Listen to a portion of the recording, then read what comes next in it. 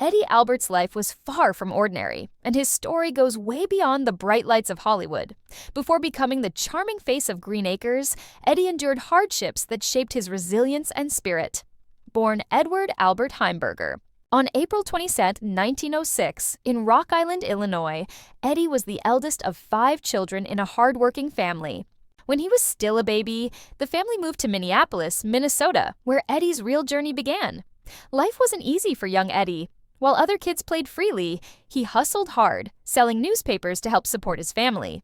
To make things tougher, his German last name made him a target of cruel teasing during World War I. But Eddie didn't let those challenges break him. Instead, he found refuge in acting, joining the drama club at his high school. It was on that modest stage that Eddie discovered a passion that would define his life. Graduating in 1926, Eddie wasn't the fastest to reach his goals, but he had a knack for taking life at his own pace. He went on to attend the University of Minnesota, juggling odd jobs like working as a soda jerk while nurturing his early entertainment talents. Eddie even joined a singing group called the Threesome, showing off a flair for performance well. Before Hollywood called his name, his early years were shaped by grit, humility, and a relentless drive to succeed. What started as a kid trying to survive tough times soon became the foundation for a career that would touch millions. But Eddie's story was just getting started, and the challenges ahead would only test his spirit further. After high school and some college, Eddie Albert faced the harsh realities of the Great Depression. Forced to leave school early, he plunged into a world where jobs were scarce and uncertainty was everywhere.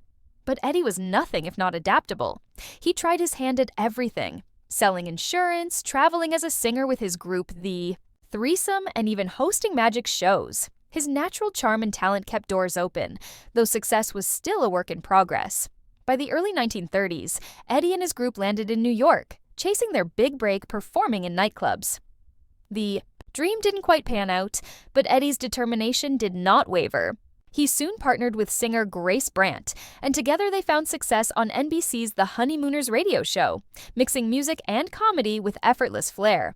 Broadway beckoned next, and in 1935, Eddie landed a role in O Evening Star, quickly, followed by a starring role in the 1936 hit Brother Rat. Around this time, Eddie and Grace made entertainment history by starring in one of the first ever live television broadcasts. They donned thick blue makeup to cope with early TV technology, pioneering moments that many forget today. Despite setbacks, Eddie's talent and resilience kept him moving forward, unaware that his greatest challenges and heroic moments still lay ahead. When World War II broke out, Eddie Albert's life took a dramatic turn from the stage to the battlefield. Long before Hollywood fame, Eddie was a real-life hero. In 1939, while sailing off Baja, California, he stumbled upon rumors of suspicious Japanese activity along the coast. Driven by curiosity and a strong sense of duty, Eddie reported what he found to Army intelligence. What followed was a daring mission unlike anything Hollywood could script. Disguised as a circus clown and high-wire artist with the Escalante Brothers Circus, Eddie covertly photographed German operations along the Mexican coastline. His bold espionage was just a prelude to the bravery he'd soon display in combat. After the U.S. entered the war, Eddie enlisted, first joining the Coast Guard and then transferring to the Navy. Serving as a lieutenant junior grade aboard the U.S. attack transport ship Sheridan, he faced some of the fiercest battles in the Pacific. November 1943 brought the Battle of Tarawa, one of the bloodiest clashes of the Pacific theater. Amid deafening explosions and relentless enemy fire, Eddie landed, with the first wave on Tarawa's beaches. At one point, lying in a bomb crater with snipers firing overhead, he was tasked with salvaging equipment but discovered stranded Marines trapped in waist-high water. For the Marines whose lives he saved, Eddie Albert was a true hero, earning the Bronze Star for his valor. His wartime bravery became a defining chapter in a life already full of remarkable stories few knew before he became a Hollywood icon. After the war, Eddie Albert's life shifted toward a new kind of partnership, one filled with love, creativity, and resilience.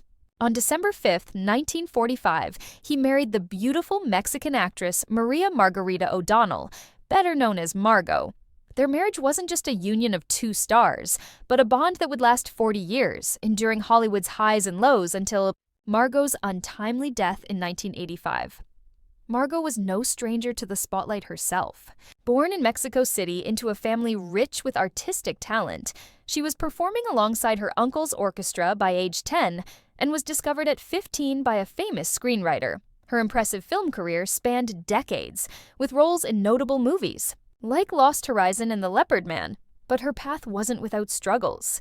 Her outspoken political views, especially her participation in anti-Franco rallies, landed her in a controversial anti-communist pamphlet that blacklisted her during Hollywood's tense Red Scare. Their family grew with the birth of their son, Edward Albert Jr., in 1951. The young Edward followed in his parents' footsteps, launching his own acting career and earning praise for his performances.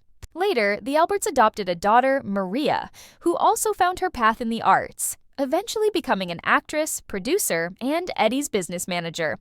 Through all the ups and downs, Eddie and Margot's family remained a close-knit unit, their love and dedication shining as brightly as their talents.